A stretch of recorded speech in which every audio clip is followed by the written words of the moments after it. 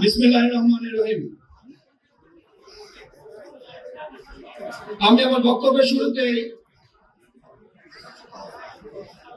আজকে সবার প্রধান অতিথি, অন্যান্য অতিথিবৃন্দ, আমার সামনে যারা বসে আছেন সেসব শহীদ যোদ্ধা পরিবার ও আজকে উপস্থিত